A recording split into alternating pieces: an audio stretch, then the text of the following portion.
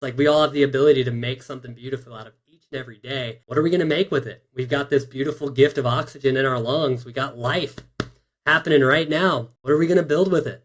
Malcolm McCassie here. Time to breathe. Deep breath. I couldn't be more excited. One of my close buddies, I've known him forever, and from his faith to his values to his life to his talent, his skills, his skateboarding, and just he's been a huge inspiration on my life. And the full circle, he hit me up a little while back and said, hey, Nitro Circus 20-year anniversary. Can we put something together? And he rocked a mended jersey hanging in the back, the one and only Beaver Fleming, my boy. What's up? What's up, Malcolm? Dude, thanks so much, man. Honored to be on here and just always great to connect. So grateful for everything you're building in and outside of the brands, man. It's awesome just to see everything that you throw out. And one of the things I admire most is that you're just all in and you give so much. And it's just cool to see that. Like with no expectation, even the Malcolm Beans you've been posting, it's like you're just there to give. And I always say life is in the living and the living's in the giving. And you're inspiring with how much you give to this planet. It's kind of crazy hearing that from you because you're my boy. And like I said, you have no idea how much you made my entire year. Like when the whole jersey thing, it was way bigger than a jersey. It was first and foremost you. It was your giving heart and your giving nature.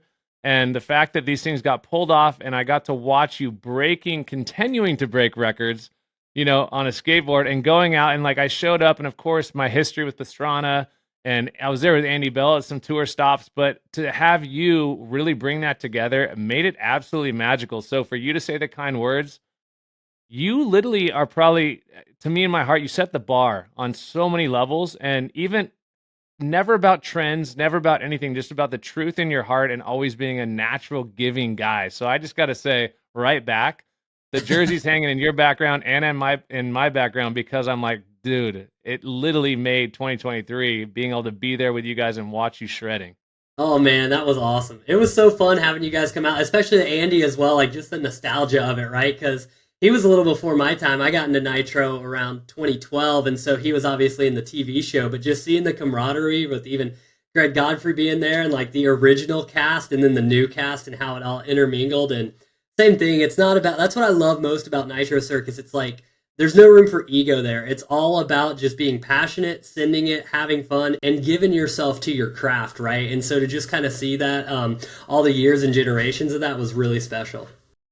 Let's talk about the generations because I'm the OG with Pastrana back in the day, Andy Bell generation, but I couldn't be more excited. But to watch everything come together and what Nitro Circus stands for, and you just nailed it so well. Tell me about your roots and from through your eyes looking at Nitro Circus and how you got into Nitro Circus to start with. Oh man, Nitro Circus for me and my journey, it was so crazy because at the time, like when I was hearing about Nitro, I remember the DVDs, but it was really when the MTV show came out. It was like Robin Big was on there and then they were going to release Nitro Circus. And I was like, man, this looks really cool. But I just remember my biggest memory of even like the first time I remember watching Travis was the Ultimate X DVD. It was about X Games, I think like 2001. They did this really awesome documentary. And where I came from, Knoxville, Tennessee, we didn't have like the hardcore skate video. So I was just seeing all action sports, right? From skate, surf, moto, BMX, and I loved it all. I was super amped about it all. Obviously, there was like the core skate side, which is all in on the, the old street videos and stuff like Zero, Baker, all that stuff. But I was kind of more drawn to the holistic approach of action sports as a whole, from X Games, Tony Hawk Tour, Boom Boom Huck Jam, things like that. But I remember watching that Ultimate X, and Travis had a really cool comment. He was like, Tony Hawk's 900 really inspired me. Like, I know it's skateboarding, it's not my sport, but man, I just really look up to the dude just willing to push the limits and continue to see what's possible. And so that was really cool. I thought about how the cross-pollination of all action sports, it's like, these guys aren't in it, again, like I said, for the ego. It's all about the passion and the persistence and the pursuit of what's possible, no matter what discipline you're in, and having that mutual respect. And then as it went along, like Nitro Circus had the TV show, but there really wasn't any skateboarding in it. So it was never like a thought for me of like, man, I love watching these guys. It's inspiring how I skate. But I just had no idea that maybe one day I could be a part of it, right? And I just continued to work hard. I grew up in Knoxville, Tennessee. Skateboarding wasn't the most popular there at the time. We didn't really get a great skate park until I started going into high school, but thankfully, my parents were super supportive. They would send me to Woodward for the summer every year for a week or two. And then they also helped get a ramp built in my backyard, like an 8 foot ramp. So would just skate on that thing all the time. And I remember the vivid memories of me like wanting to learn these tricks, and then watching the videos, going back to my ramp and pretending in my head. There's this funny video of me as a kid, man, and I think it really encompasses just what faith really means, right? Like the Bible talks about faith as being sure of what we hope for, certain of what we don't see. And there was this time I was like, all right, here we go. I'm going to do a tail slide. And it's on this little plastic quarter pipe. I had no ability to do a tail slide. But in my mind, I was so convinced I was doing it that I like threw myself up there. Board goes one way, I go another. But I was like, oh man, that was so close. And I could kind of like hear it in my dad's voice, like, yeah, that wasn't close at all. But in my head, it was like, it was right there. And I knew it was only a matter of like letting that faith take time to manifest into me actually doing a tail slide. And I feel like skateboarding actually taught me how to activate spiritual principles, right? Like the laws of sowing and reaping. If I sow time on my board, eventually I'm going to reap that harvest of tricks. And it really kept me grounded. And then continuing on, like watching Nitro on MTV and just being all amped to see what these dudes are doing. I think Nitro Circus is every kid's dream, because it's you and your buddies doing either the dumbest thing or the coolest thing, but having the most fun, right? Like whether it's a double flip on a dirt bike or a double flip on a tricycle or jumping a mega on a like just having fun, pushing yourself, like putting yourself into that place where, all right, this is gnarly. Like I'm actually scared right now, but you know what? I'm going to go anyway, because if it works out, it's going to be freaking awesome. And that's always been the heart behind Nitro. And so as I kind of grew up, I was skating, competing at the amateur level, and really doing well in these events. And again, still living in Tennessee, where I don't have all the greatest training grounds, right? Or skate parks and places to really grow. And I'm competing in like Tampa Am Vert. I got third place. And I'm like, wow, one of the biggest contests. And I'm, competing in this discipline of vert. We don't even have a vert ramp where I live. I think if I can get myself into an environment where I can train on this and really build that skill, who knows what could happen. And so crazy enough, it's totally a God story. Like Woodward had a high school program that only lasted a year and a half. And that year and a half was during my senior year. And so it just worked out. My dad ended up taking a job that was able to cover the tuition. And they also gave me kind of like a scholarship deal to go there. And so I'm still the only graduate from Woodward U. I still have the diploma hanging somewhere. And it's crazy, but that's again where I ended up meeting Travis, getting involved in Nitro. And the crazy thing about my journey with Nitro and connecting with Travis was like, I'd always wanted to meet the dude, and he rolls up with Lindsay because his wife's a pro skater. She just came up to skate. He was doing some racing out at Willow Springs, and he started filming me before I had even met him. So I'm like, my buddy comes up to me, he's like, dude, Travis is filming you. I'm like, dude, I've always wanted to meet this guy, like, and he's filming me? What the heck? And he's like, dude, I've never seen anyone skate the way you skate. And so I started jumping in the foam pit, doing a trick I ended up doing on my first Nitro tour, backflip, finger flip, the Fleming flip now, and kind of hucking doubles, just like throwing it like crazy. And he's like, dude, we got to have you a part of our show. Like, we got to have you involved. And I'm just tripping because I'm just this young kid, and I'm like 17.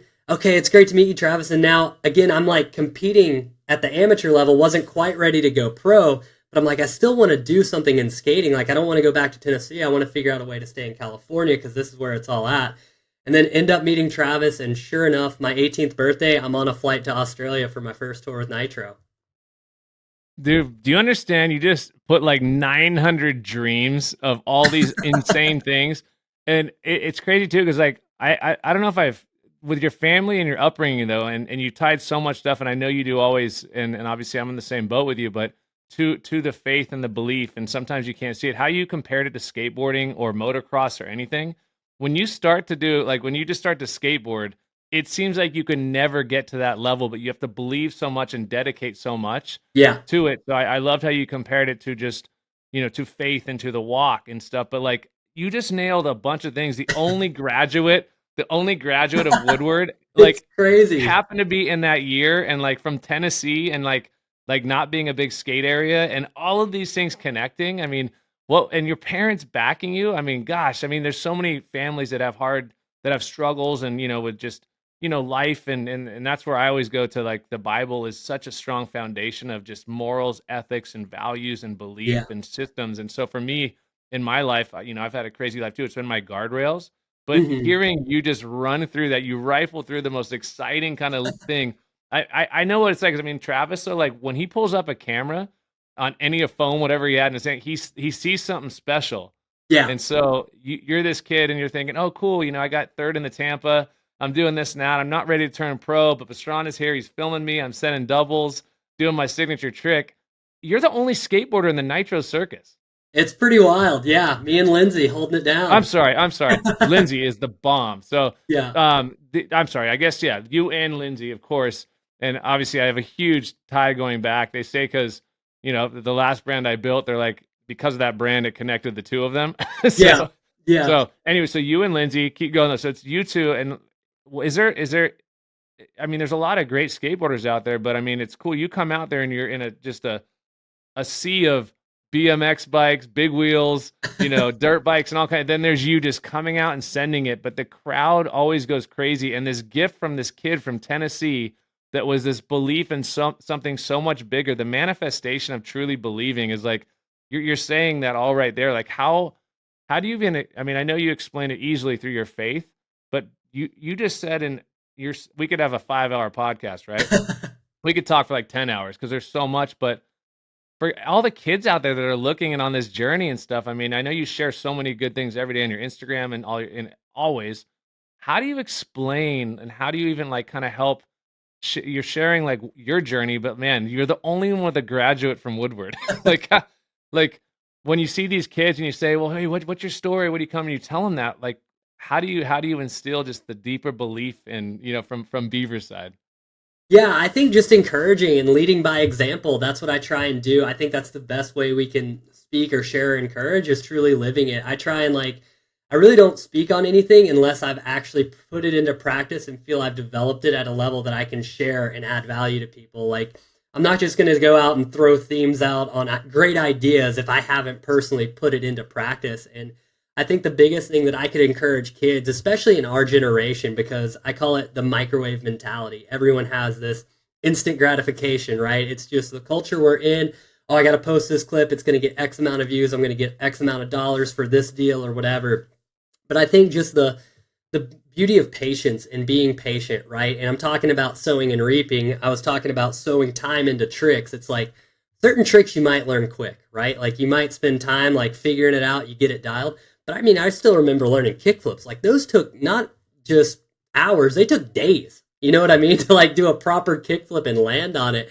And I think it's crazy, like our generation now, like you're watching all the videos of like the little kids like spinning 900s and just crazy stuff in skateboarding, but also just in life. It's like we feel like we've got to have it all and have it right now.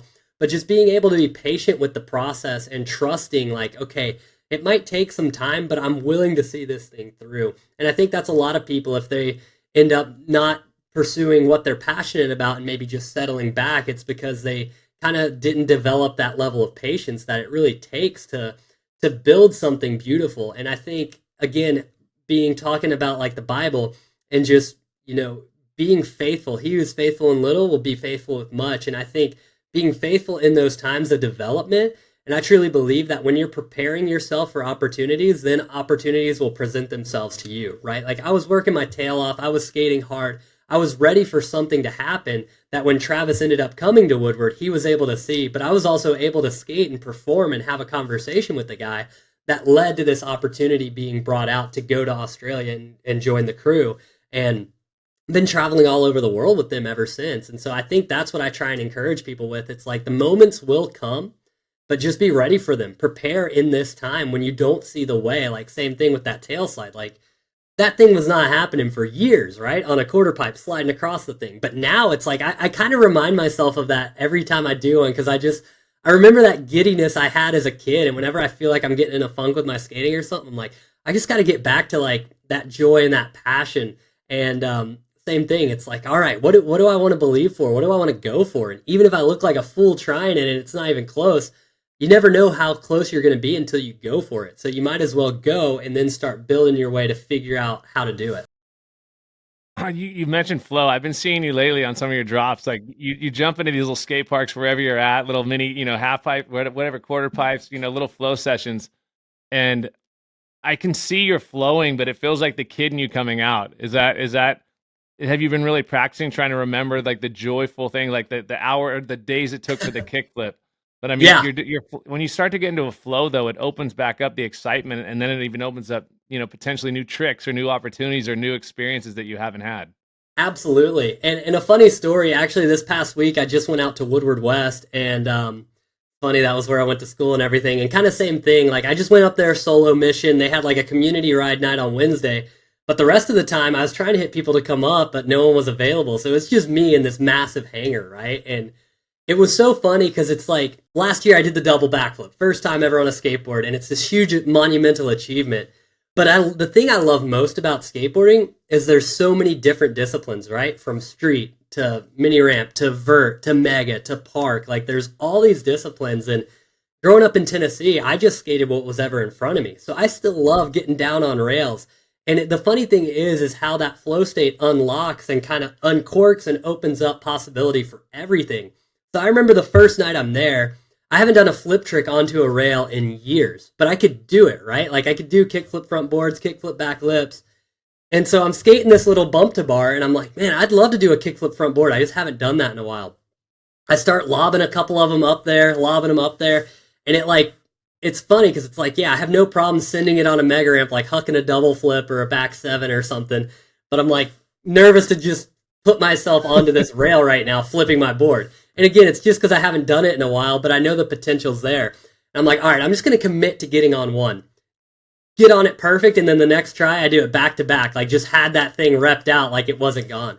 But it just kind of unlocked something in me. I was just kind of feeling not necessarily stagnant, but just wanting to kind of keep pushing myself. I think when you've done something so long, like I've been skateboarding for 20 years, you can kind of get stuck in your own way and kind of locked into these patterns and like not really seeing that breakthrough. But there's times that you've just got to push yourself. And, whether it's what I'm paid to do like at Nitro or whether it's just a little bump to bar, it's like just getting myself into that place of like, all right, I got to trust myself to do this right. And if I do it right, I can do it. And so knowing that, and it just, again, like it unlocked passion to where the next couple days I really wanted to learn a couple of new tricks in the foam pit for vert to bring down here to San Diego and start putting on the ramp. And it just same kind of thing. It kind of unlocked just this potential and like, all right, if I commit, I can do this. And so again, figure out what ways, if I could encourage people with that, like figure out what ways you can kind of have a tiny little breakthrough that's going to lead to that massive one, right? Because I think a lot of times we're all waiting for that big moment. What's that going to be? But it's in those small little moments, again, preparing yourself in a small moment to be ready for that big one. So it's like a trick that every kid can do now in the streets. But for me, it's like I'm not really skating that all the time. So it's cool to push myself in that way. But how that translates into anything of like, all right, give it the real shot it deserves, and you'll probably surprise yourself and make it happen. Dude, that's insane. I keep getting the chills. Just you always bring so much energy to the thing. I'm like, it just makes you think of all, but the micro wins. It's but it's the moments and the celebration along the way, because you don't realize whether you're building a business, whether you're going after skate tricks, skate moves, or this bigger career, or you have these ambitions, shoot for the stars, right? But it's like the little mini wins along the way. It's almost builds the foundation, the layers that eventually, when you land that big one, you think it just all came, but it was really a culmination of everything, right? That kind of that led to that bigger opportunity, to that bigger, evolution in your tricks, or something you didn't even know was attainable. Yeah, absolutely. One thing I always love about you is you stay true to yourself, and I feel like in my career, in my life, and just everything, the more I stay true to who I am, and that's the blessing of the gifts inside of me. Is sometimes it's hard because society wants you to sway and kind of pull you in different directions, but you were a Christian skateboarder when it wasn't like the cool thing, and you stayed true to it. And I can imagine it must have been hard at times, because I can only imagine with society and systems and in certain different things that if it's not the way, sometimes you're fighting something that much harder, but you stayed true to it. And I see the fruits of it coming out now, but like, was it pretty difficult at times? Like where you saw, maybe you felt that there was a disadvantage because of your loyalty to your faith and to Jesus and that side of things? Did it affect you from a skateboarding standpoint? Because you were on the forefront of really pushing and staying true to that. Yeah, for sure. So it's funny because it almost like when at the beginning, like I was super blessed to grow up in a Christian home.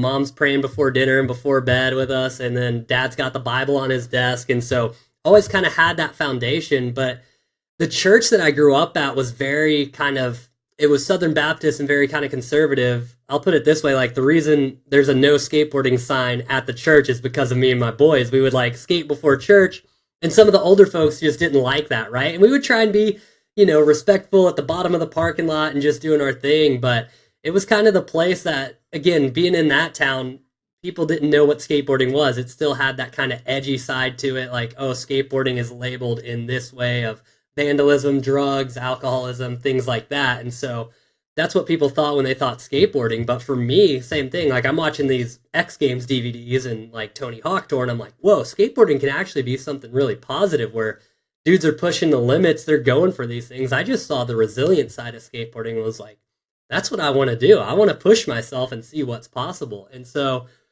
at that time, it was kind of funny because some of my parents' friends would be like, you're really going to let your son skate? Like, again, I'm so thankful they backed it enough to build a ramp, but people just didn't understand that culture. So on the first side, it was like, I was kind of shunned for being a skateboarder. And even at school too, like skateboarding wasn't that popular. It was like maybe 4 or 5 kids that actually skated at my high school. So I was kind of like in my own realm there as well. And then so when it came into skateboarding, I'm just thankful that faith never left me. Like, even though like they were kind of discouraging at the church of us skating and things like that, I never really turned my back or like didn't believe that God was for me. Like, cause I would read the Bible and just be hanging on to verses. Like, I know the plans I have for you, plan to prosper you, not to harm you.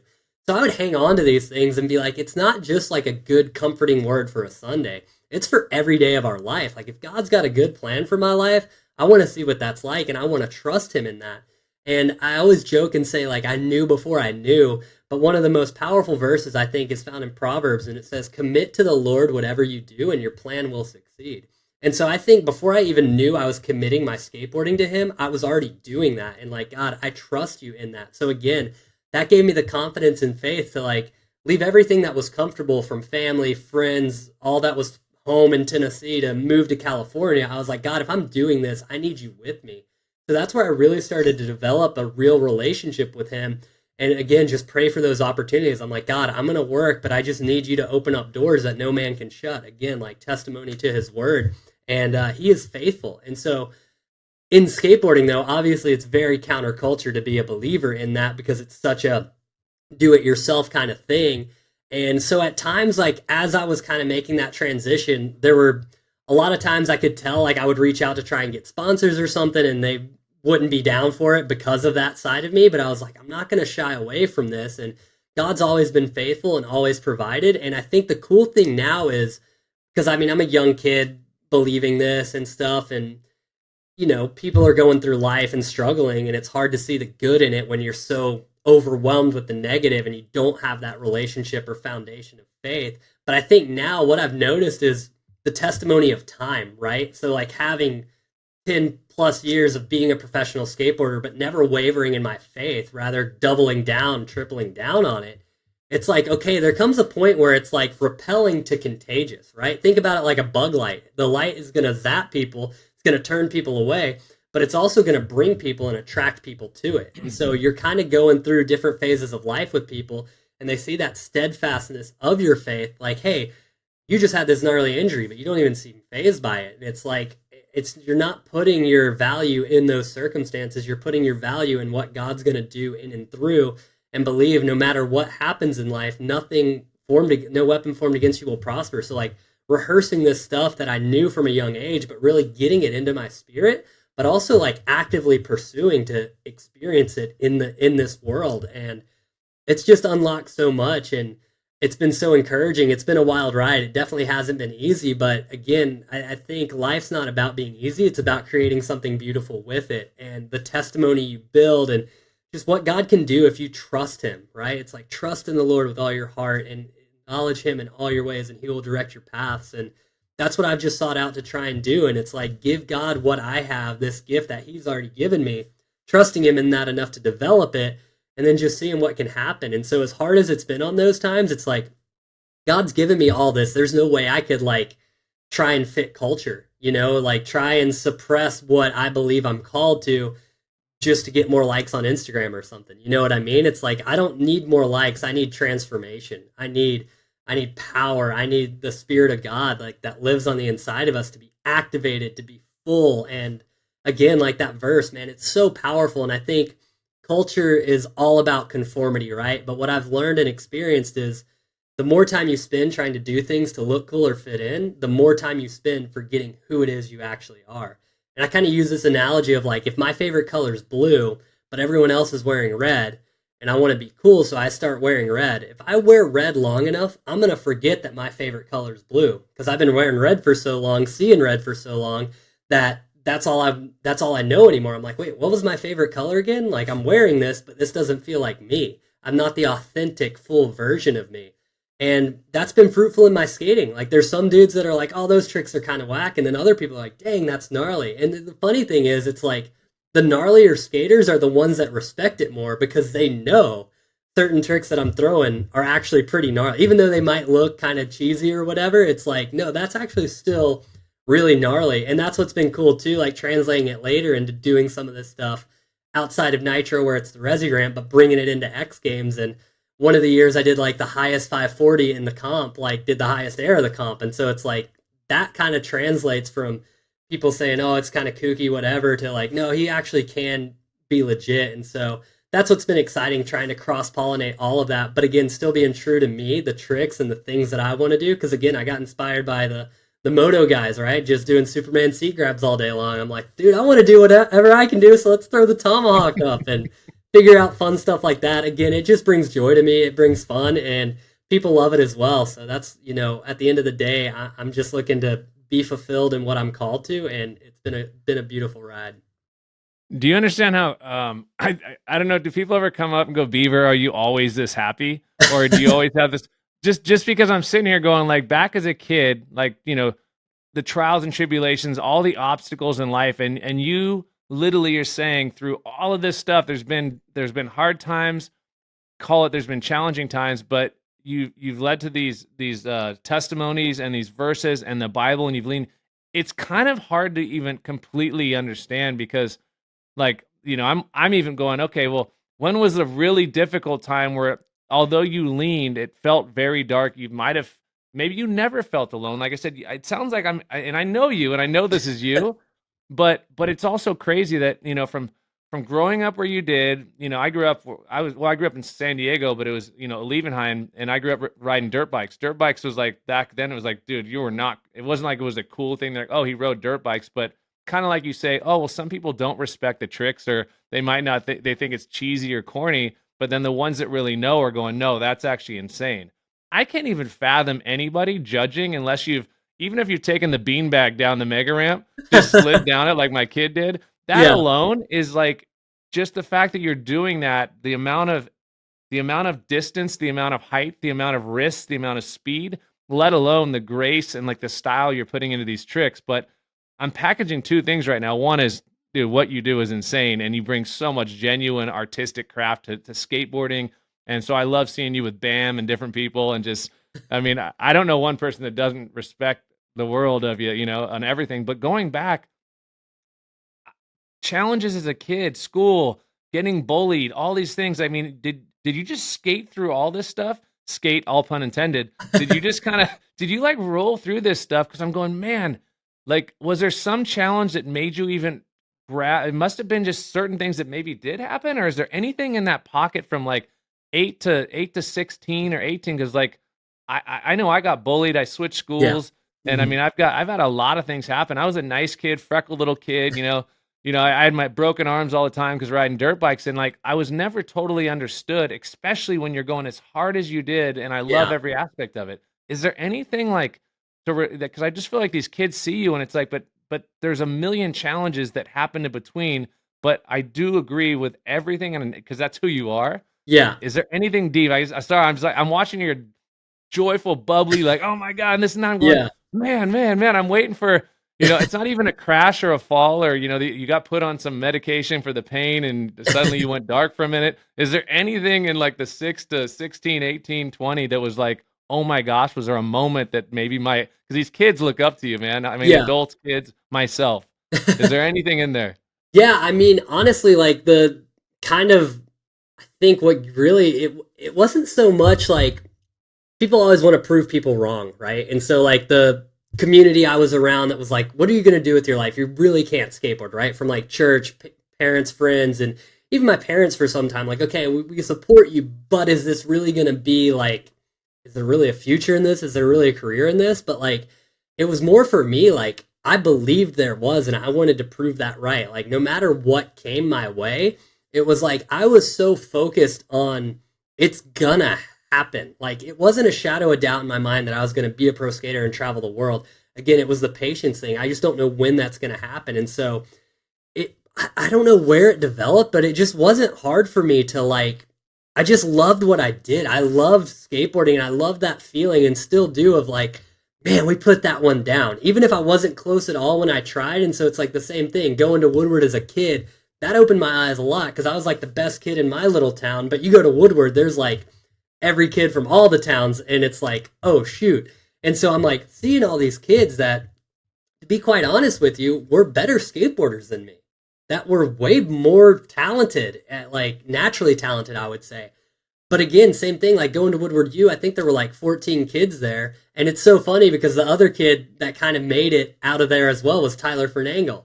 And I know you just did the interview with him. So me and him were there together. Yeah, but we were like the only two out of the 15 kids. And it's like, okay, we're in the same environment, right? We're at Woodward, the mecca of action sports. Who's going to do something with this? And there were these other kids that like, some of them don't even skate or ride anymore. You know what I mean? And so it's kind of crazy, but it's like, what are you willing to go through to build what you believe in? And that was really like, as dark as things were, I just always knew that light was going to come at some point. So whether it had been injuries, like one of the worst was blew my ACL out 2018, right before a massive Nitro tour. It was the first year I got invited to X Games, and I blew my knee out the day before the first show. The ramps weren't done, so we were like, oh, we'll go to the skate park, and I wasn't even doing anything. And that was such a dark one for me, just having no idea what was going on and what I was going to do. Like, I was planning on being in Australia for like 3 months, like training, skating down there, doing different demos, doing Nitro, and then other contests. And then, boom, in a moment, that's all shot. And I don't even know. It's crazy because I literally moved out of the place I was living in here in San Diego, put all my stuff in a storage unit. Like, all right, I'm going to Australia. I don't know when I'm coming back. I'll figure that out when I'm done. So I have to come home, go to the storage unit, find my stuff, get surgery, and still like live on my buddy's couch and in his apartment for a little bit and heal up. It was really dark, but what it showed me at that time was like, even in those things, right? What life or what the devil meant for evil, God's going to use for good. Like hanging on to promises like that, because the world, like I love the Rocky quote, right? World ain't all sunshine and rainbows. It's about how hard you can get hit and keep moving forward. I'm like, all right, well, what am I to learn in this? It's not going to be like a instant gratification, instant healing, microwave healing. It's going to take time, right? ACL takes like 6 to 9 months to fully recover. And so I'm going through this journey, and what it showed me, like I learned so much in that, but again, I think it was positioning myself to be open. Like, okay, I can't change the fact that this happens. This sucks. It's brutal. But what I can do is focus on healing, focus on what I'm supposed to learn in this time. And that was the time I learned so much about recovery, health, wellness. I got to, one of the groups that does medical on Nitro, I was literally living on one of those guys' couches. And so when he wasn't working on me, I was going to his work, a physio studio up in Thousand Oaks, and getting worked on by the entire team up there. And then going to the Bulletproof Labs in Santa Monica, where they had all the biohacking, PEMF, red light therapy, cryotherapy, just next level. I had all these connections. And the crazy thing was like, they just wanted to work with me. I was like, hey, I literally rolled up there on crutches, got an Uber there, never knew anyone there. I was like, hey guys, I'm a pro skater. I just blew out my knee. I want to see if this stuff will help my recovery. And we created a really cool partnership and journey and did a lot of content and just kind of like documented that story and had a super fast and strong recovery from that. And again, it's like in those dark moments, they're going to come, they're going to happen. But can you believe that in those, what's going to happen that's more beautiful than anything is the people that you're going to meet, right? Like, so the people that I met that were helping me on my journey to recovering and healing, I couldn't put a price on those relationships. And I would have never met them if that injury never happened. And so, again, it's like those dark times will come, but continue to, one, look to the light, look to the light of Christ and what God's going to do in and through you. And then again, like, all right, how can I bring some life to this situation? Because people are walking through darkness. I think right now it's more chaotic, more crazy, and there's more unknowns now than ever. So what can you know? You can know, all right, I'm going to have and commit to a good relationship with God who loves me so much. I'm going to commit to a good relationship now with my wife and now being a father. Like, I want to commit to these things that are good and wholesome. And then no matter what darkness, there's always something. And that's why I love Mended. Reminder to breathe. Reminder to breathe the life that's in you. And you can just be grateful in those moments and allow that gratitude to overwhelm to where the darkness, it's going to come. It's going to happen. You're going to get knocked down, things that you don't see coming, even decisions you may make yourself, right? Like, we can all make those mistakes, and we all will make those mistakes. None of us are perfect, but it's continuing to get back up, find the beauty within, and keep moving forward. It's oh man, like I feel like I'm at an amazing Sunday church right now, just like getting just fed the light. There's this. Well, the crazy thing is that I'm getting such a insane dose of skateboarding, the history of skateboarding. You and Tyler Fernangle. I mean, the fact that you guys. I mean, Tyler and me became boys a little while back. Like God always uses me in interesting ways, and it's like because I don't judge anybody, and I put everybody on an equal playing field, right? And Yep. so, and I have a big heart that I saw a lot of people suffering growing up, and drugs and abuse and types of things, that it made me kind of try to figure out how can I help these people, right? And Mhm. it kind of turned into building brands and building this. And Mended is like, to become Mended, I know what it feels like to share what you're sharing. I also know what it feels like to have the dark side. You've done a great job, and I think it's because your dedication to your faith and to everything. Because I think that's 100% where it's easiest to fall off. If we Mhm. don't have a foundation and we don't have guardrails. I used to love the dollar bill. The most thing I loved, it wasn't about money. It said, "In God we trust," and it was Yeah. and it just brought something that the world needed, that 100% needed, and all the values and why we're here. But I mean, now everything's shifting around. So you and Tyler Fernangle, you saw him fall and get his teeth knocked out.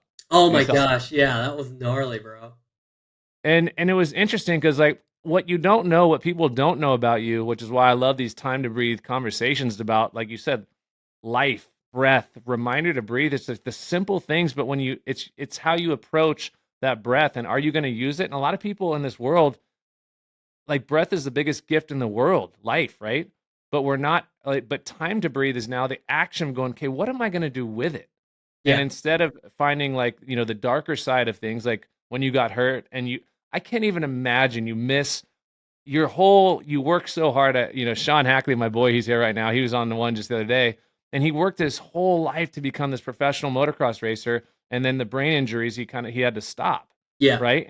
But then what are all these things that happen for me to give me these gifts to then keep growing and keep finding, like where this journey is going to go. But I think it's insane. First off, I feel like you took the only graduation spot from Tyler Fernangle. I don't know how that worked. If there's a couple, but you said you're the only one with it. So I feel like my boy got cut short. I'm not sure, Well, I was a but senior. I think he was like sophomore or something. So okay. yeah, so he had to go. Like, the school shut after that graduation, so he had to go somewhere else to finish. So yeah. How how do how do you approach though? Like for me, like Tyler and I became friends, and I'm friends with, as you know, like the whole action sports world is family.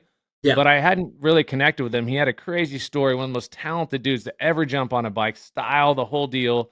The partying kind of got the best of him, and he kind of went through a mix, and then he's now been sober for a while, and he's become one of my closest buddies, right? Hmm. But and then he obviously just was out riding. He doesn't wear a helmet. I know he doesn't encourage that, and he got kind of lit up. Like, I think it was 7 or 8 million Instagram views in like a day or two Yeah, days. that was gnarly. But he addressed it really well. But I guess what I'm leading to is, how do you approach? I love him, and I'm getting to know him, and I love the person he is, and I see I see his God's work in him to become who God intended him to be, and to keep sharpening his sword and going after it. How do you look when we don't know what someone else is going through in life, and it's so easy to point, but when you're coming in the best version of yourself, you don't point because you're coming in to encourage, you're coming in with gratitude, Yeah. gratefulness, and you literally are blowing me away on every time you kind of speak, because it's like everything you've went through. I can't, is that like, how do you look at, like, how do you approach, like I said, you seem like you approach everybody the same. but like you knowing that people I think are suffering, and there's a lot of it going on in this world for so many reasons, pulling us apart versus together. Yeah. You're like this vessel that's so needed, but how do you approach when you walk in? Because you're seeing kids all around the world with your travels with Nitro. How do you approach that, and how do you feel like it's helped you to come in a certain way to kind of be a positive ripple effect where there's so much, I guess, like negativity and pulling apart? Mm. I feel there's a calling on it. I feel where there's a lot of darkness, the light shines all the more and is bright. And people don't need more darkness; they need more light. And I feel a commission, a command, and just I mean the way Jesus prayed. Right? We all know the famous prayer: "Our Father who art in heaven, hallowed be your name. Your kingdom come. Your will be done on earth as it is in heaven."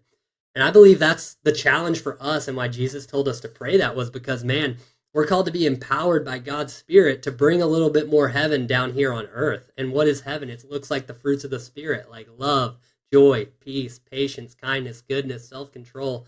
And that's what I feel called to. And so, again, it's not my will be done, it's thy will be done. God, what is it that you want to do on this earth, right? God is a God of just such grace and beauty and love, right? The Bible says God is love. And so if we're made in that image and in that likeness, at our highest capacity, we're able to bring and give love back to this world. And again, that's what covers, that's what has grace over, that's what guides and leads. When you're led by love, again, like a love for the passion of skateboarding, if I give myself to that, it's going to allow me to come up with things no one's ever done before.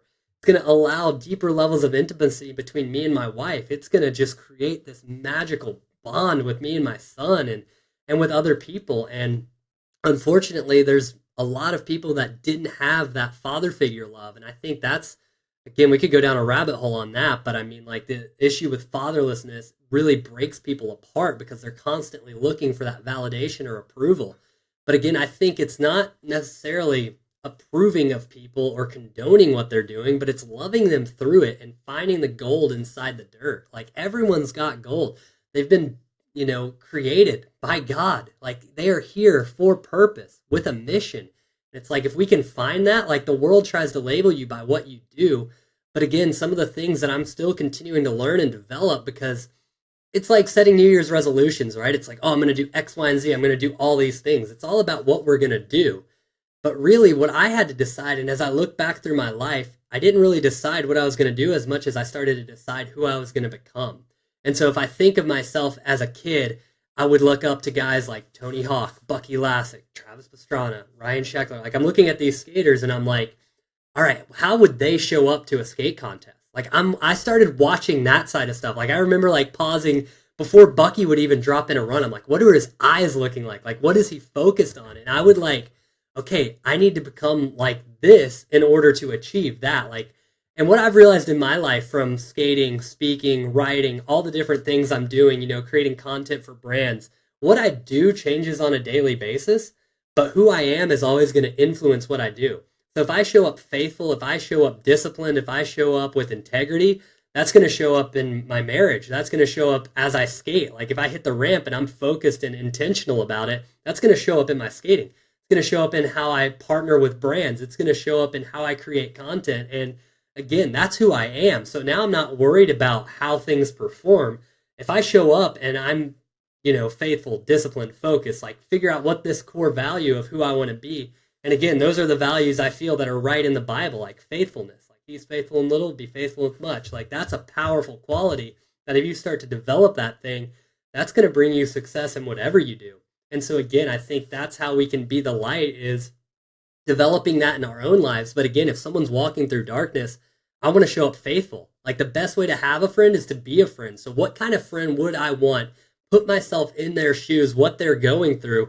All right, how would I want someone to speak to me if I'm in this situation? And then become that person for them, right? Love them through it. I always say with ministry, right? It's loving the hell out of people. Because people are going through so much hell, they're walking through so much darkness. You got to love the hell out of them.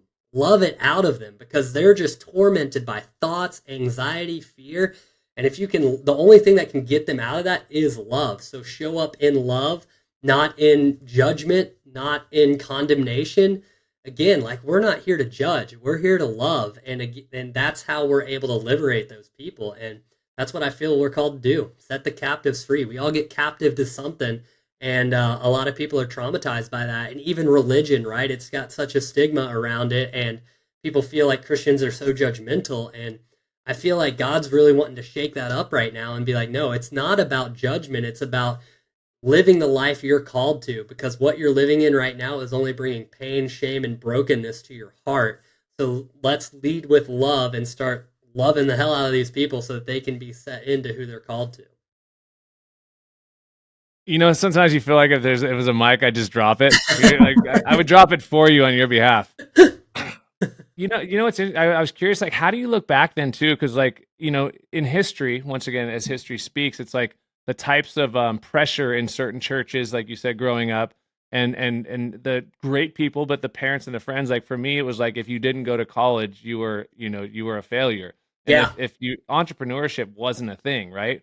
Yeah. So you know, as I'm working and starting to build things, and it's like, how do you look back at your family, friends, your parents from the church? Because, like, I wonder if there's an interesting conversation, because you have a beautiful wife, you travel the world, you know, Oliver, you have a kid, like everything's kind of came together because the pathway you chose to stay true to. Yeah. Although elders, which we respect our elders, right?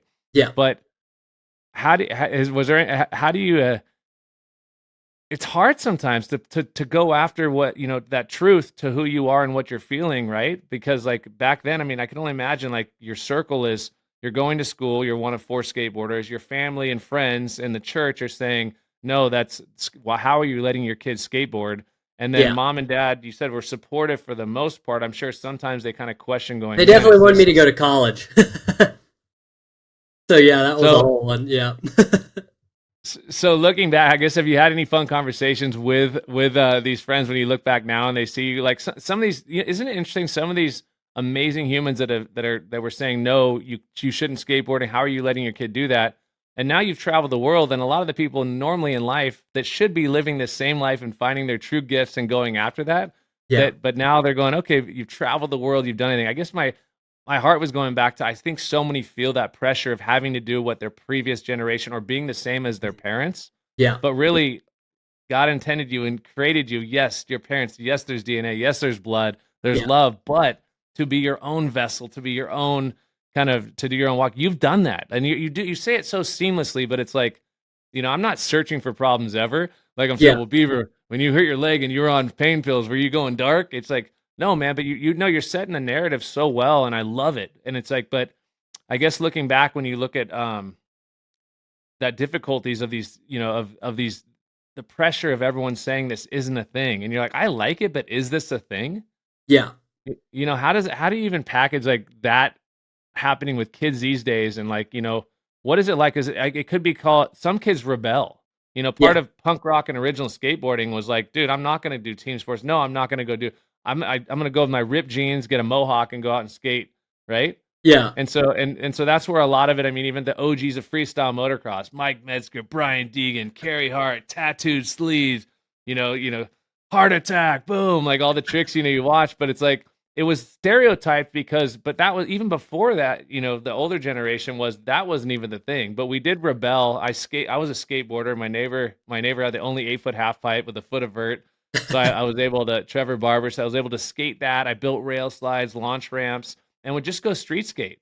Yeah. You know, but there's the big full circle to everything I just said, which was a lot, was just like, man, like, how do you push through? Yes, you're talking about the foundation of Jesus and faith, and just and this love, dude. I love how you emphasize love, but I think you could bring so much value to encouraging kids that are in this bubble like that, to where they feel the pressure of society or the systems trying to conform them, versus them continuing to transform into who God intended. Yeah, for sure. And I think it's exactly in what you just said in that verse found in Romans. It's, don't be conformed to the patterns of this world. Be transformed by the renewing of your mind. And it's not easy. That's not an easy thing to do. But again, I said conformity isolates you. But here's the beautiful thing about transformation. It liberates you. It allows you to see a future that you couldn't see before, because now you're in a position of transformed mind. I love that quote. It's like, when you change the way you look at things, the things you look at change. And again, we got to just start asking better questions. The can I do this to the how can I do this, and figuring out that understanding. And we're just so much more capable than we even really know. And I feel like, again, same thing, like going back to Woodward a couple days ago and like flicking that board onto the rail and like, okay, if I just jump on one, I know I can do it. But I'm just sitting there like with this war in my head, like 20 times throwing it up there. First one I jump on, say, like I said, nailed it, like on it, stuck it. And the next one just back to back to back had it wired. And it's like, we just get so much in our own way. How can we allow ourselves again to, I believe we need to see the way that God sees. Like, what do we see on earth? Again, on earth as it is in heaven. What from a heavenly perspective can we see, though I can't see it here in the physical yet, what is in my spirit that I just know has to be true? And then how can I develop that day in and day out? What do I need to say yes to? What do I need to say no to be able to experience that call, that dream, that gift of heaven here on earth? And so I think that's what I would want to encourage kids, because that's, again, I had to do it before I knew how to do it. And I'm excited, even just raising up my boy, again, like I think the best way that I can father is to lead by example. And again, can I jump in on that one? Yeah. I don't know if you posted it, but you sent me a video, and I'm just having fun with this one because you send it. And Oliver was climbing that little slide. Oh, the slide, yep. Full blown cartwheel, like right, like down the side, tumbles in. So you said lead by example. So I was just saying, I love seeing your little boy. You're such a good dad. I was laughing, going, I don't know if you posted that or just sent it to me, but like it was so cute because he's going up, and you guys are such good parents. You're right there. The grass was at the bottom. But kids do this all the time. But I saw the tumble, and right when he said that, I was like, I had to go to both sides. Lead by example. I know where you're headed, and keep going. But I was like, that little cartwheel was so cute because he was okay. But Oliver got back up and started climbing the ladder again. He went back up for it, and that's it. But he realized, and it's crazy. I think it's so wild, like watching that whole journey. I was listening to a podcast with Laird Hamilton, and he was talking about that of like, if I let my kid fall on the first stair, if I catch them on the first stair when they go to fall, then they're going to start climbing up like 5-6 stairs and fall and think I'm going to be there to catch them. But if I'm not there, they're going to get really hurt. But if I just observe, let them fall on that first stair, they're going to have a better respect and reverence and understanding of what's going on. So it's, again, leading by that example, but also watching like, okay, same thing. It's like, even I think that's how God sees us. Like, okay, I'm going to let them fall. Like, I'll be here. I'm here just in case like anything catastrophic happens. But they've got to understand and have a respect and a reverence for what can happen in life. And I think, again, let's be real, our entitlement culture is because people have been coddled too much and like, oh, they'll get me. I'll be good. Like, you're relying on these people to take care of you rather than taking that responsibility for yourself. Like, oh no, I'm climbing. I got to be mindful. I got to know if I go down, it's going to hurt. It's the same thing. And I think skateboarding taught me that. It's like, I remember my first time dropping in a proper 12-foot vert ramp.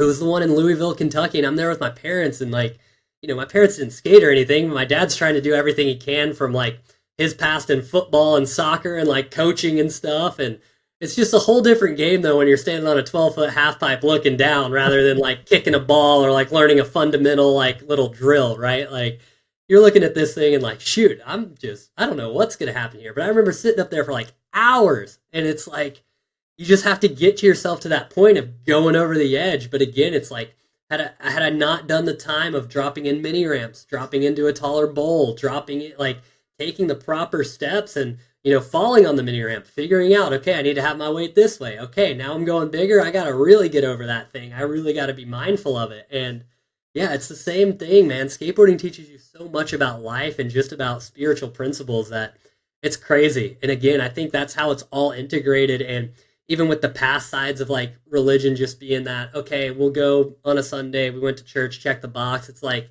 you got to be all in with it. You got to trust at a higher frequency and let that word get on the inside of you so that you can go after what you're called to. Because I mean, the Bible says it so clear. There's a thief that comes to steal, kill, and destroy. He wants to steal whatever dream you have.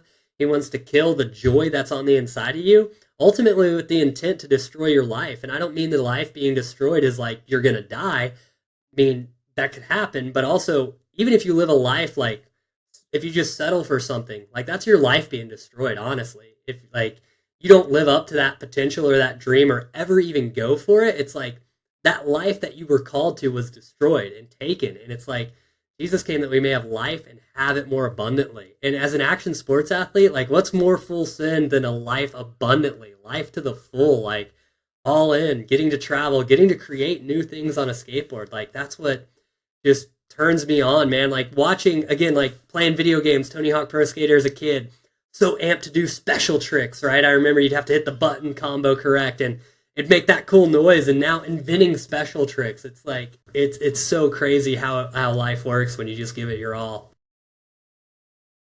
Man, I think I'm just getting so full right now of just so much goodness. I know we've been on for a hot minute, but I guess I'm just thinking too, like the cool thing is I think you surround yourself with the things you love. And you know, they always say surround yourself with the people, like-minded people that help you grow, that encourage you. And I think that's so important. But when I think about your amazing wife, and I think about now you being a blessed, you guys being parents, you know, with Oliver, and I think about your skateboard company, you know, Reliance, right? And Yep. I mean, there's just so much stuff, but it's like I truly believe the same thing. So talk like just you're surrounding yourself with all the things that align, and also you just said that positive. You can't get any more positive than the Nitro Circus crew. Yeah. You know, so I mean, and you line up all these things once again. Like I think I'm a positive person, but sometimes like in such a good way, like this insane time to breathe little session is like I'm getting my oxygen just overfilled in such a good way with just the continuous growth. Because like to me, Mended is an ongoing journey, right? And it's an ongoing dedication to things that are important: spiritual, mental, physical, your health. You talked about the injury that got you closer to cold plunge, infrared, all kinds of, cryotherapy and different types of treatments. But it's so interesting, all these things that have been happening for you, which is building this force field around you of goodness, from your business to your crew, to your family, to your kid. And you guys are in Carlsbad, right? Yes, sir. Yep.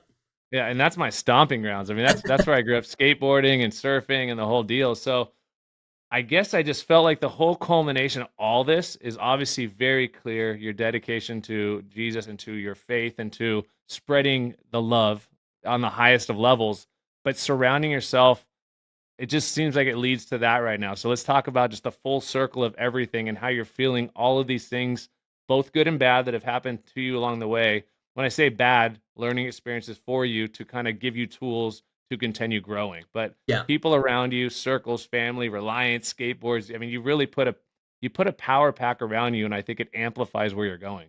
Yeah, absolutely. I think that's one of the most beautiful things is the tribe and the people. And also, like, even if you don't, I think the world we're in right now is so beautiful too, with the amount of resources, books, podcasts, YouTube videos, documentaries. So like, even if you're technically not able to surround yourself with maybe these people that you're interested in, like I mentioned, Laird Hamilton, like, dude, I look up to that dude so much. I read his book and just like the big wave surfing and stuff. And we've connected on social here and there. We still haven't connected in person yet, but it's like, in that injury was when I really started to look to him, because I'm like, my biggest goal with skateboarding now is I want to do it for as long as I can. Like, I don't, I'm 29 right now. I'm not old, but I'm also not getting any younger. I'm like, okay, what can I do to build longevity? Because he's in his mid 50s and still just chasing down the biggest waves. And I'm like, and he looks great. And he's like, I'm like, okay, what do I need to start taking an inventory on? And so again, when I got injured, I'm like, all right, this dude has bounced back from some of the gnarliest injuries and, recovered well, and he's moving great and able to do what he loves. So again, start studying the habits and who those people are and what they do. So if you can't necessarily surround yourself with that tribe, you can find people that are going to be positive and good influences in your life. Maybe it's going to be a pastor, maybe it's going to be one of your old mentors, a good friend, but also look to those people that you kind of like can take inspiration from and figure out, what do they do? Like, what are the habits? What are the things that they're committed to, right? With health, vitality, what are their spiritual practices? What are they doing to be able to set themselves up for those things that you're inspired by, right? Like those great feats that you're inspired by, understanding who those people are and what they're doing to get there. And I think that's just a practical way that you can start listening to podcasts of people you look up to, and different things, like really studying that so you can develop, again, okay, and kind of like your life's an opportunity to make something beautiful. That's why I love skateboarding so much. And a thing I kind of feel like I did back in the day was like, I love how Bucky skates. I love how Tony skates. I love how Danny Way skates. I love how, on the streets, loved Greg Lutzka skate. Like, I would pick these skaters and then kind of start to like, oh, I want to learn one of these tricks, one of these tricks. And that's the thing with skateboarding. I think you're always going to see in everyone's style, you're going to see a little bit of flavor from someone they looked up to. And that's why skate videos were so prevalent at the time. People would watch these videos and get inspired. Like, I know all the people were hyped on Andrew Reynolds' frontside flip, right? Like, ooh, I got to learn that one. That's a Reynolds trick right there. And it's like the kids at the skate park would be like, oh man, I got that one down. I got that frontside flip down. And that's the cool thing. It's like we are here to imitate to a degree, but then also put our flavor on it, right? So like I was super inspired for like the mega ramp skating, watching Danny Way, watching Bob and all that stuff. But then I was like, okay, well, maybe I want to sprinkle in some of this kind of stuff over here too. And it's just wild. And I think that's the cool thing about it. But again, in your life, who are these people that you can look up to and figure out what those habits and beliefs and things that they carry that are allowing them to be successful and implementing that in as well. Like same with business, you see all these resources out there, but I think people don't really tap into the value that's there. It's not so much about the doing it the certain way. It's about like learning who these people are and then taking that part of it. Well said, well said, man. That's gosh, I feel selfishly I want to just keep talking because there's so much energy. But we talked about family, we talked about roots, growing up, your faith, your journey, the love for where you're at. Obviously Reliance Skateboards, obviously Beaver Fleming. They can find you, out there. What? I was gonna go into the 20-year anniversary of Nitro. I'm trying to pause it and go short, but also maybe just a quick recap on that, because it felt special to me as the older school guy, and then being there with Andy Bell and a mix of people and watching Travis and just the energy. It was everything you've said in this whole thing about what life's about. But when you land your double backflips and I see everyone come around, or wheels, I was there with my kid. You had your kid there. I mean, Pastrana had his kids. Bell had his. It was just the ones that are still younger that don't have kids. Like an Axel Hodges, and certainly like generation wise. Just give me a quick, not even quick, just whatever on just the 20-year anniversary and how special that was. Just to be with that group on a packed 1 month tour of just energy across the board. What you sent it, by the way. It was man, that tour was really special for all of us. It was the first time Trav threw a leg over the bike since I think 2018. We'd pretty much, since COVID, we've been doing these outdoor kind of baseball venues, and I just feel like the Nitro show is built for like the big stadium arena show with the lights and the pyro and everything. It's just the atmosphere it creates in that. And so we'd been doing the other tours and things like that, but it was the first time we had the big Gigantor ramp back as well, and having Trav and Lindsay back involved and celebrating 20 years, like we just switched so much of it up. And I mean, even the intros, right? Like when we were doing those baseball shows, it was like really long, drawn out kind of intros on the riders, which was cool, but it was like this one, the cake popped and every rider's dropping in. Like the moment the house goes black, the cake pops and it's like, boom. And so for us as athletes, I remember like certain times it would take maybe a couple jumps to like kind of really be like, all right, we're in show mode now. It's game on. This one was straight from that cake pop because I'm the first dude to go and I'm at the beginning of that train on the ramp. And it was just like, all right, we're in. And so it just kind of hijacked that flow state and let us just lock into having a heck of a show. And that's what I think the coolest thing about Nitro Circus is compared to any other show. You never know what's going to happen on any given night. Someone's going to get hungry. There's a world's first that's going to go down. And again, just having the entire crew there and just rallying around it and remembering who it is that we are and why it is we do what we do, just for the pure passion. So that's the crazy thing about like even watching when I stomped the double flip, like all the dudes know how long I've been trying it, right? Travis, the dude can't even walk.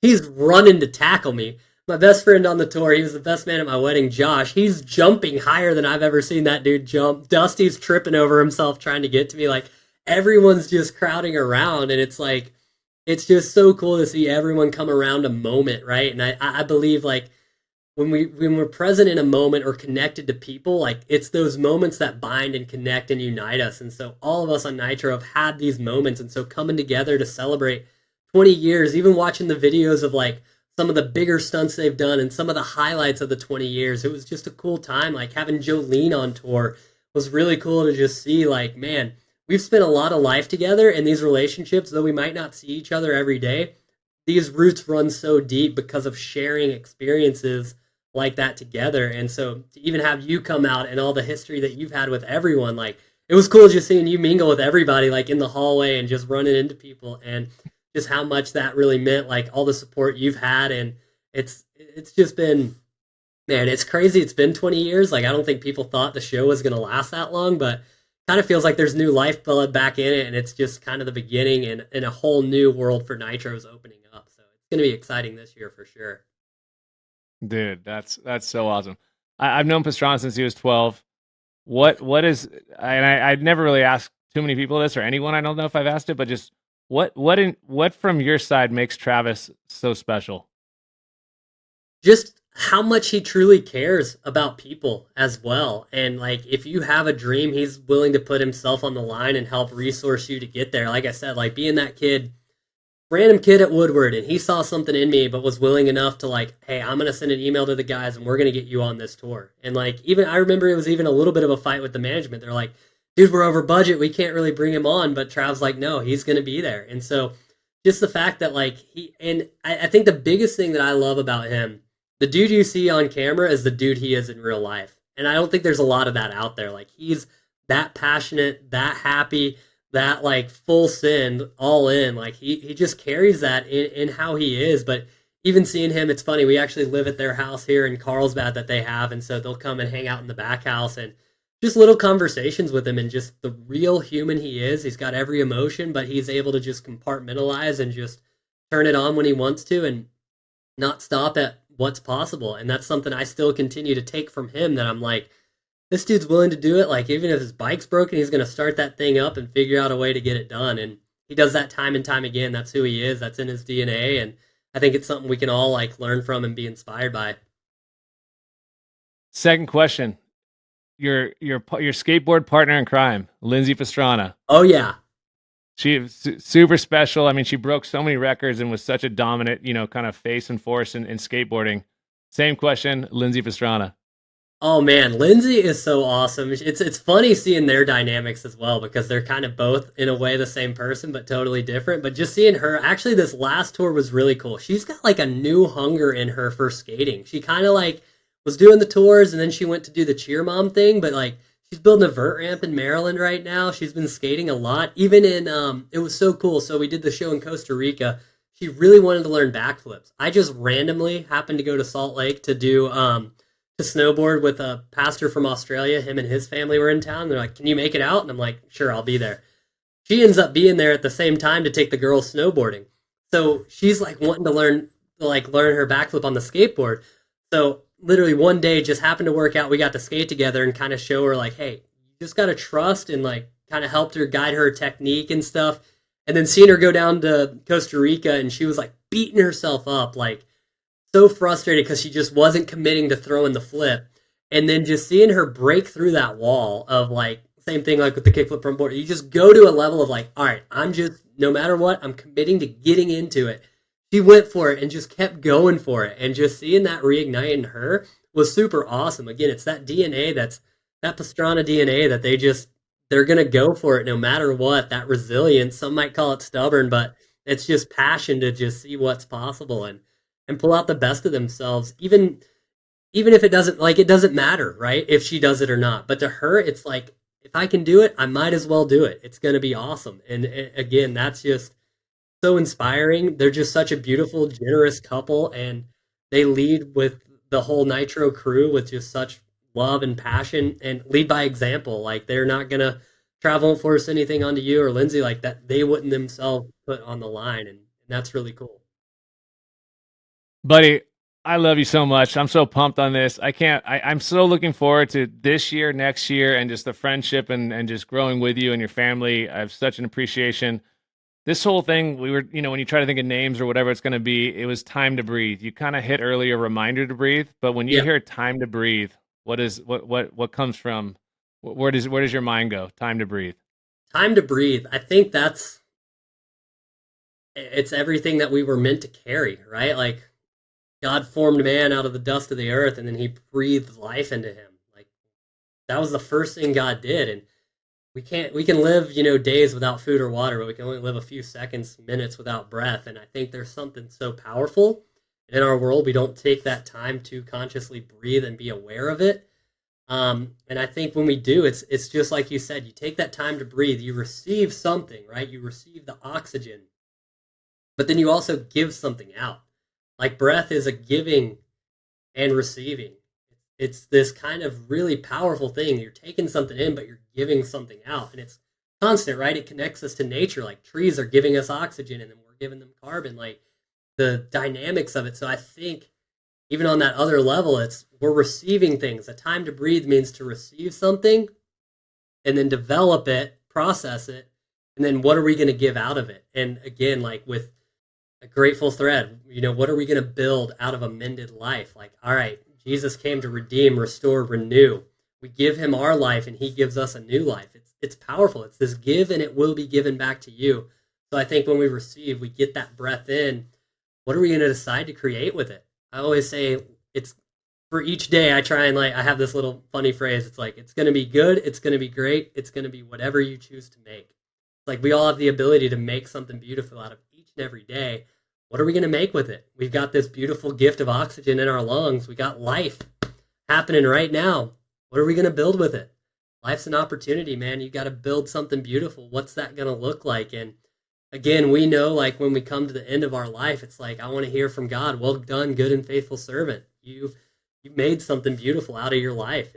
It's exciting. So that's what I think, reminder to breathe and time to breathe really means for me. It's like, take that time, reflect. What is it you want? Why is it you want it? Who must you be to get it? And build yourself into that person and go all in. You make me want to breathe. You make me want to skateboard. You make me want to live.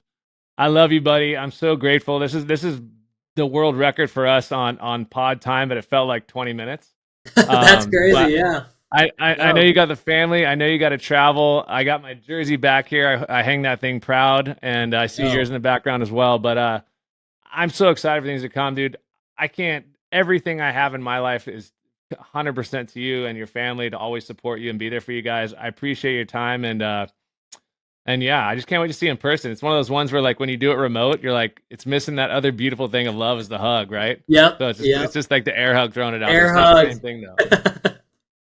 All right, but well, dude, enjoy your travels, and I can't wait to catch up soon. And appreciate you jumping on. Absolutely, man. Thanks again for having me. It was an honor, and just so proud of everything you're continuing to build. And keep breathing. We got it in us. Heck yeah! All right, love you, buddy. Love you, man. I just got off the most insane pod, Time to Breathe, with my boy Beaver Fleming. I've loved this kid forever. I've worked with this kid forever. I've got to travel with him. I just got to enjoy the 20-year anniversary. But this pod, we went deep. We jumped into his faith, his foundation, his values, his skateboarding, staying true to what he believed, his family, not being totally accepted to be a skateboarder from your elders and your family's friends in the church, and to keep pushing and to believe in just this journey, and to now see the success and the levels where it's at. Pastrana, 20-year anniversary, Nitro Circus, the double backflip. It hit hard on all levels. Guys, check it out. You can find us on Time to Breathe Pod on Instagram, and hope you enjoy the takeaways. I still have the chills. This thing was insane.